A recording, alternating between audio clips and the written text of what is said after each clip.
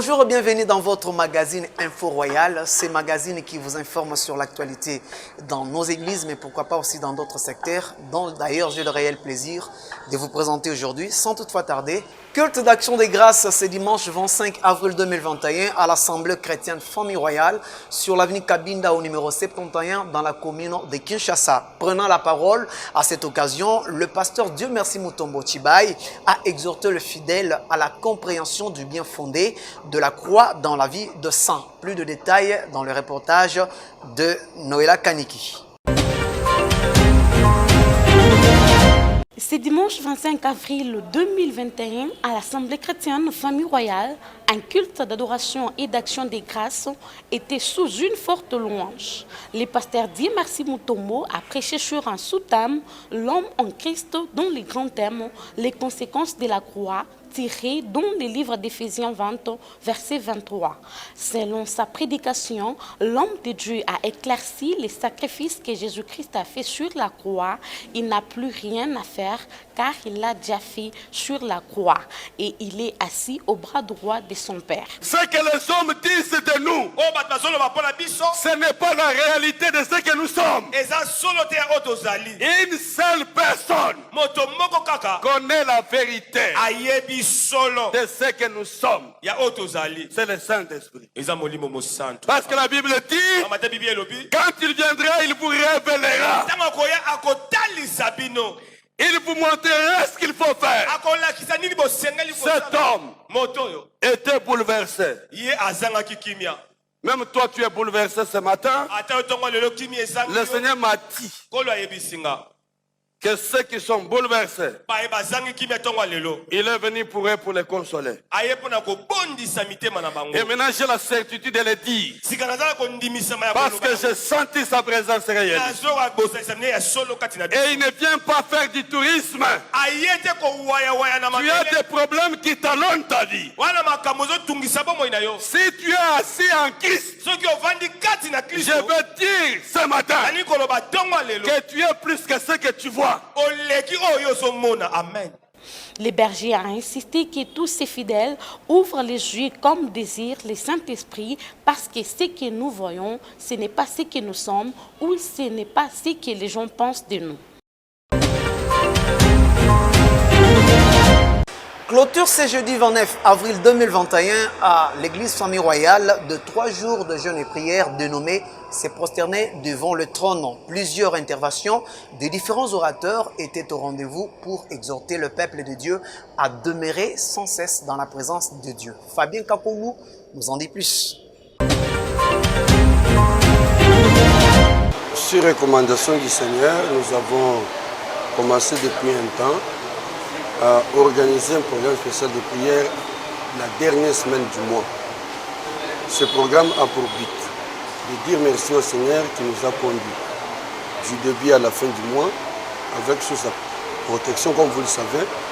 Quand nous terminons l'année, nous consacrons nos moments à Dieu et le déroulement de la vie durant toute l'année.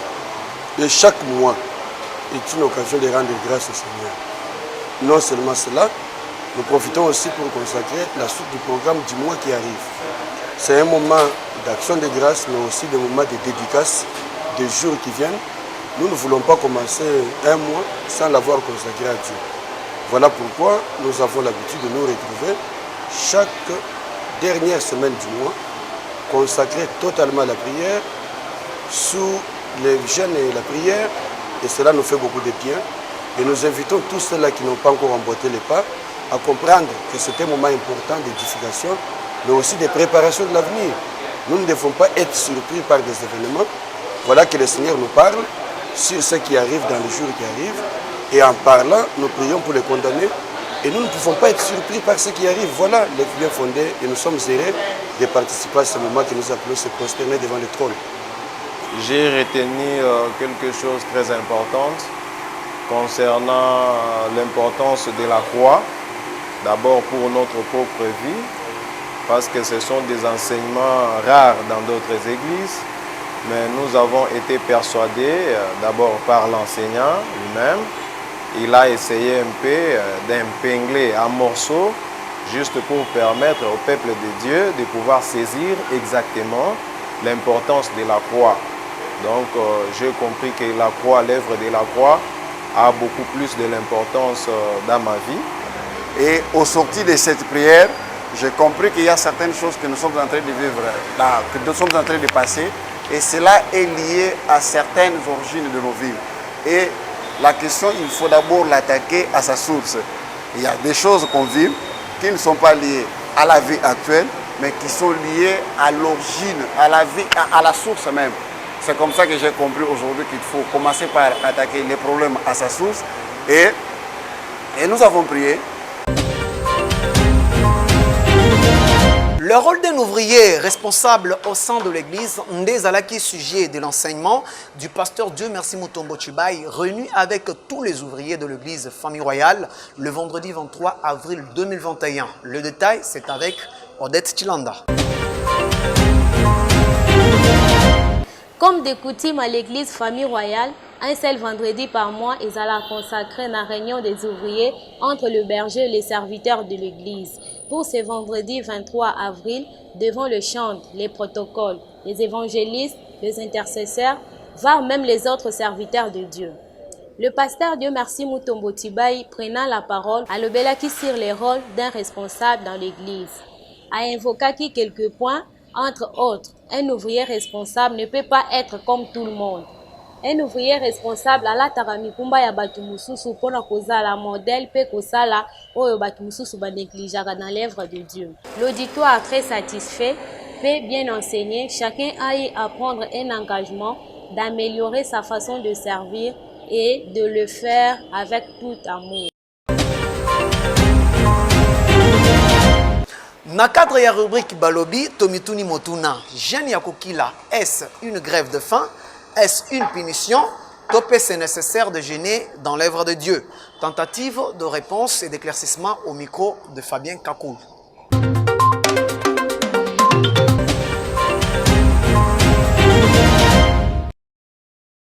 Si le jeûne n'était pas important, la Bible n'en parlerait pas. Vous allez dans Ésaïe, on vous parle du jeûne biblique. Si le jeûne n'était pas important, le Seigneur Jésus-Christ ne prendrait pas du temps à prier en jeûne. Il faut rappeler que la Bible parle de Jésus qui est allé en jeûne pendant plus de 40 jours. Il ne mangeait pas, il ne buvait pas, mais il était consacré à prier le Seigneur pour obtenir. Le jeûne ne change pas la nature de Dieu. Mais le jeûne joue une importance capitale sur la vie de celui qui jeûne et qui prie. Ceux qui disent que le jeûne n'est pas important, c'est leur conception des choses. Je ne veux pas entrer dans leur polémique, mais je vais tout simplement leur dire, s'ils étaient des serviteurs de Dieu, ils enseigneraient les gens à se consacrer au Seigneur. Il y a des choses que nous faisons tomber dans nos vies par le fait de nous abstenir, de manger et de boire en nous consacrant au Seigneur. Je voudrais mettre au défi celui qui dit que le Dieu n'est pas important, pour le dire que si ce n'était pas important, le Seigneur Jésus ne gênerait pas. Or, Jésus est notre modèle et notre référence. Nous suivons le modèle de Christ. Celui qui croit, lui, être fort et capable de tout faire, qu'il marche comme il pense. Mais nous pensons que nous avons à obtenir auprès de Dieu. Nous gênons, nous prions parce que nous nous humilions devant Dieu. Nous cherchons la face du Seigneur. Je ne me suffis pas par moi-même et je vais auprès du Seigneur en m'obligeant moi-même. Je m'oblige, moi, de renoncer tout pour Christ. Je peux alors m'abstenir du manger pour Dieu, m'abstenir du boire pour Dieu. Et cela est important. Celui-là qui dit, je n'entre pas dans les débats théologiques, nous ne serons pas sauvés par la théologie, mais nous sommes sauvés par le sacrifice de Christ. C'est pourquoi je dis toujours, vous allez à faire la théologie. La théologie ne vous apporte rien de plus. Il faut y aller ayant la vie en Christ. Il y a des païens qui ont fait la théologie, un païen qui a fait la théologie. Donc la théologie, c'est une institution qui est universitaire. Je vois là-bas, ils font les recherches comme tout. Quand vous avez un diplôme universitaire, mais le diplôme universitaire ne vous donnera pas la vie de Dieu. Ceux qui n'ont rien compris, ils doivent s'humilier sous la main puissante de Dieu et Dieu les éclairera. Voilà ce que je peux dire. Donc le jeûne nous aide à être brisés, à ce que les œuvres de la chair ne se manifestent pas, pour que l'esprit ou la vie de Dieu qui est cachée en nous se manifeste à l'extérieur. Donc ça veut dire que si nous demandons aujourd'hui à l'Église de jeûner, nous ne jeûnons pas d'abord pour Dieu, mais nous devons comprendre que les jeûnes, c'est pour nous-mêmes. C'est une manière de nous disponibiliser pour que le Seigneur nous utilise encore davantage parce que nous sommes ses instruments entre ses mains. Ça, c'est un aspect. Mais le deuxième aspect, Ésaïe nous donne une autre forme de jeûne. Il dit, vous ne pouvez pas vous engager dans le jeûne parce que le vrai jeûne, c'est quand vous trouvez quelqu'un qui est dans la souffrance, vous lui donnez à manger, qui manque les habits, vous lui donnez des habits. Donc voilà. Donc c'est pour dire que le jeûne a plusieurs formes.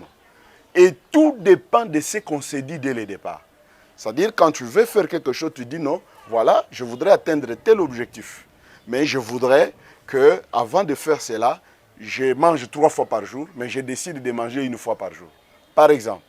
Et là, il faut respecter ta parole. Dieu te regarde. Et l'autre façon de jeûner, c'est l'Église. L'Église, le pasteur, en tant que père de la maison, il peut dire que non, voilà, toute l'Église reste en prière. Peut-être qu'il a parlé avec Dieu. S'il n'a pas parlé avec Dieu, là, nous faisons la grève de faim. Mais s'il a réellement parlé avec Dieu, et là, il peut nous communiquer, l'Église est obligée de respecter. Nous ne pouvons pas faire les jeûnes comme par habitude. Non, non. Les jeûnes doivent être orientés par l'esprit. Donc, ça veut dire qu'en marchant avec Dieu, à un certain moment, vous sentez que dans ce moment, je dois chercher Dieu et j'ajoute les jeûnes. Et aussi, l'autre aspect, c'est dans les combats spirituels. Parce que Jésus a dit à ses disciples que cette sorte ne sort que par des jeûnes et des prières. Donc voilà. Et puis quand il a dit ça, ce n'est pas dans le sens que les jeunes devraient chasser les démons. Non, nous avons le pouvoir et l'autorité. C'est dans le sens que la personne soit disponibilisée, que les démons ne trouvent pas une occasion d'entrer au niveau de son corps. Parce que les corps donnent parfois les possibilités, l'accès aux démons par les biais du péché, bien sûr.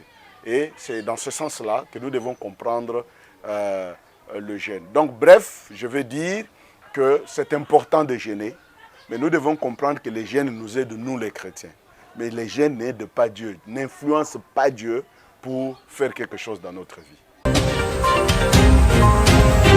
Joignez-vous à moi pour te souhaiter Bango joyeux anniversaire car il s'agit bel et bien de leur jour. Dans le cadre de la rubrique C'est ton jour, le magazine Info Royal, Totombeli, Priscille Nzundu, Tina Kamwanya ainsi que Élisée Bambi Mbotama Malam, Tolanda.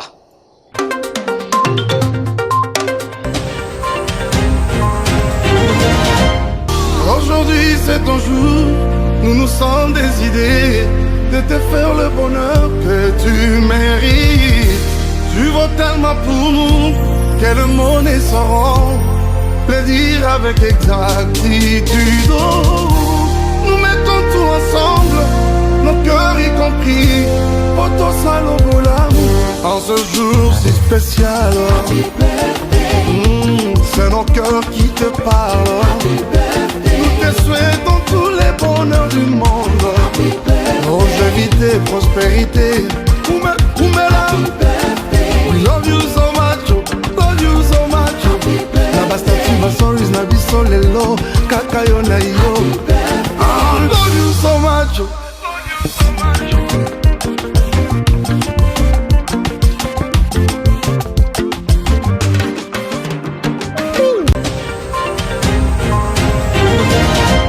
Parlons des programmes rubrique Manaka et Alelo. Nos caméras sont braquées dans la grande convention de la puissance de Dieu organisée par le pasteur Jacques Badibangi, la grâce réfléchie de Dieu, visionnaire. Il y a une des églises de l'extension de l'Assemblée chrétienne Famille Royale, Yabandalungwa.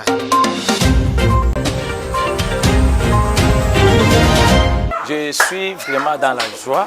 Depuis que cette convention a commencé, nous avons contemplé la gloire de l'Éternel. Et j'ai vu tous les intervenants parler de la part de l'Éternel pour faire comprendre l'Église et le peuple de Dieu que Jésus n'est pas dans le tombeau.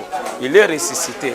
Et le peuple de Dieu était fort béni et Dieu est vraiment opéré des grands miracles. L'objectif le plus important pour cette convention est que le peuple de Dieu sache qu'il y a quelqu'un qui était mort et ressuscité pour eux. Il est maintenant, il habite en eux. Il s'appelle Jésus-Christ. comme signe, comme la prédication d'aujourd'hui, à travers mon papa spirituel, mon père spirituel, nous avons été bénis vraiment parce que nous avons entendu, nous avons compris que Christ est mort, il est ressuscité. Maintenant, il habite en nous. Donc voilà, il est mort pour nos péchés. Donc l'objectif le plus nécessaire est que le peuple de Dieu sache que Christ est mort pour nos péchés. Et il est vivant, il est là pour nous. Pour chuter avec la rubrique Apocalypse, qui vous parle souvent des événements du temps de la fin, aujourd'hui, c'est le pasteur Gérard Kassumpata qui nous parle, qui nous dit l'essentiel de son livre sur les événements du temps de la fin. Tolanda.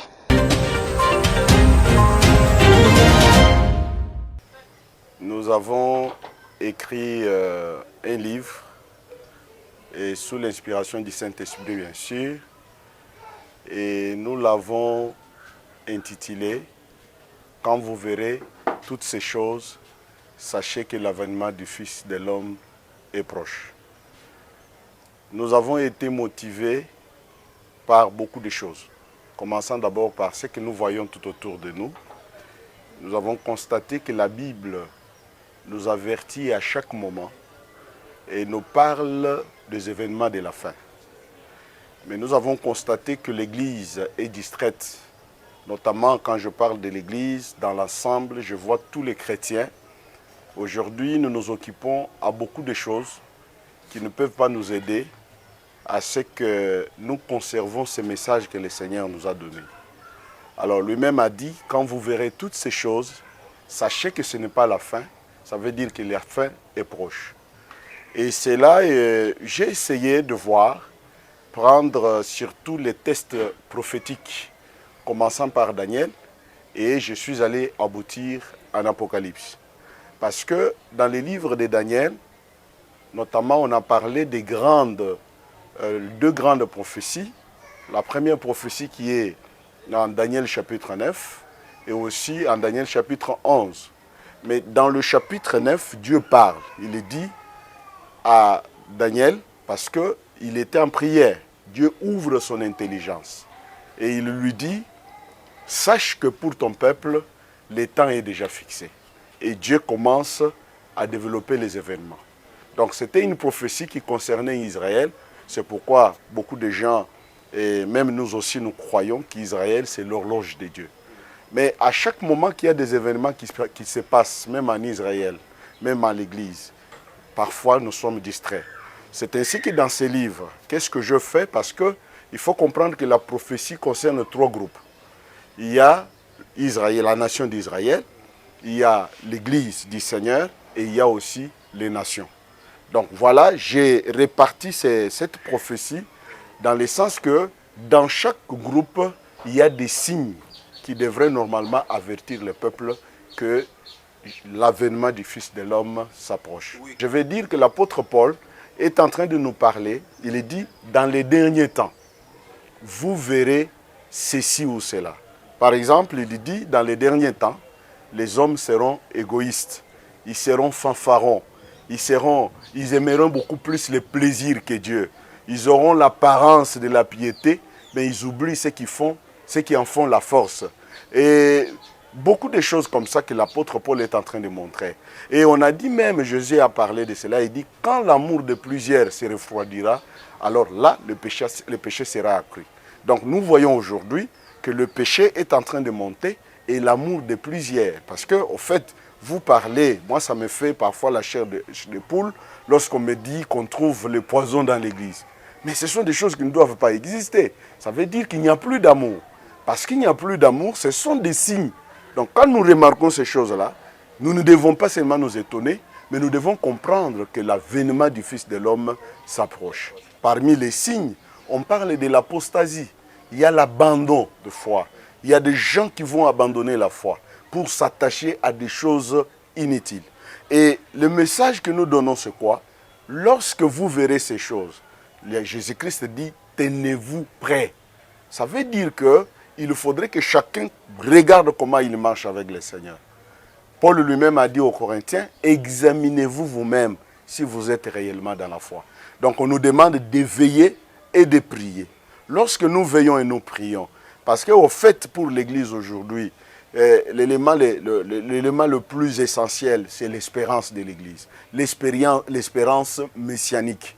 Si nous allons à l'Église, nous soutenons l'œuvre de Dieu, nous marchons matin, soir, nous faisons tout, c'est parce que nous espérons qu'un jour, ça peut être après, ou pendant que nous parlons ici, ça peut être la nuit, ça peut être demain. Nous ne connaissons pas l'heure ni les jours. Donc nous espérons qu'un jour ou un autre, Christ peut venir et en venant, nous serons avec lui. Donc je dois me préparer. Lui est allé nous préparer une place au ciel et nous aussi nous devons nous préparer pour que quand il viendra, nous puissions être enlevés avec lui. Merci, pasteur. Avec grand sourire, nous vous disons un grand merci parce que vous étiez nombreux à Kolanda Magazine Abisso Info Royal. Un grand merci à l'équipe technique Oekambami, na Christian Kazembe, Fabien Kakoulou, sans oublier aussi Noëlla Kainiki. Grand merci à l'homme de Dieu, le pasteur Dieu, merci Mutombo Chibai, qui est le superviseur de ce magazine. Et quant à moi, je vous souhaite bon début du mois demain. Et si Christ tardera à revenir, je vous retrouverai prochainement. Bye bye.